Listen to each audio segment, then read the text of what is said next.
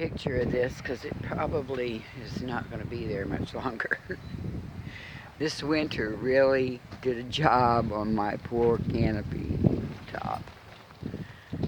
But it's never damaged the canopy itself, the metal part. I'm really not sure why. I've got it staked into the ground. And I also had a water hose up across here that I had clamped up there that ran out to the back for a while. And I think that probably helped hold it down. And I've got this electric wire that runs from the house, see it, all along the top and over to that building. That's where how I'm doing the lights and stuff right now. Out there, I've done the same thing with this building. I've got this one suspended in the air across here up to there. Well, I cut all the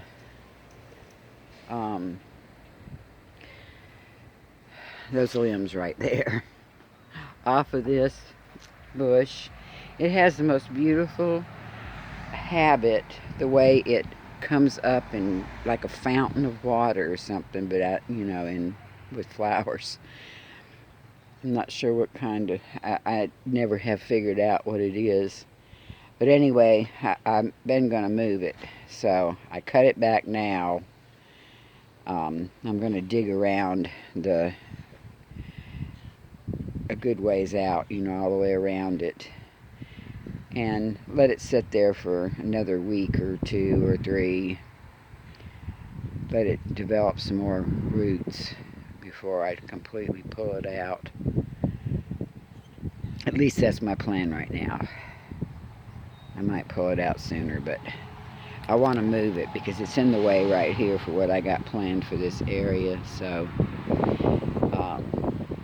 I just haven't decided exactly where I'm going to put it, but someplace over in the front area, over in here.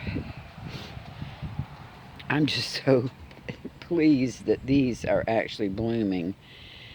All I did last year was cut back the neighbor's azaleas that were overhanging my property when I put my fence up, and I stuck them in a big container with water, like that kind of container, and I had them in there for many months.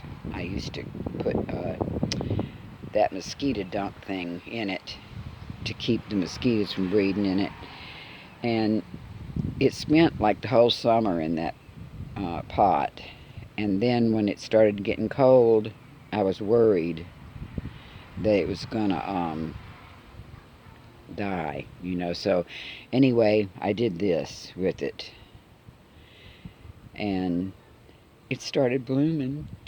It must have roots. Yeah, I did. I put that there also. It's temporary, but, and then I've got some stuff I'm starting over here,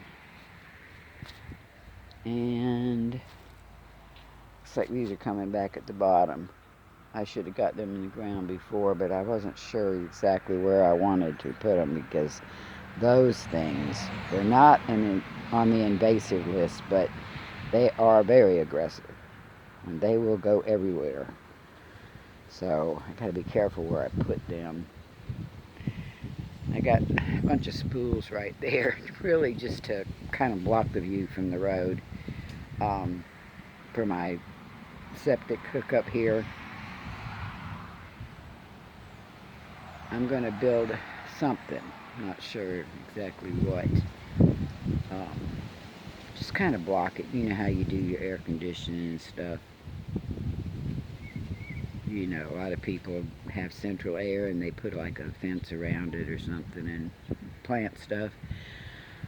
I'm not sure exactly what I'm going to do because that's my septic right there. It goes out a ways, and then that's the filter field on out to the road, or to the animal services just went by. Yeah, so anyway, I had to, you know, disconnect everything when the freeze came and busted my pipes. And so I don't have a faucet out front anymore. But this one I think is plenty to do this side of the property, because I've got 100-foot hoses that'll reach all the way out there. I moved my wisteria. If you can see it, it's with my finger to show you. Let's see how I can do this. I don't know if you can see it. It's like right there. If I can zoom up. See it?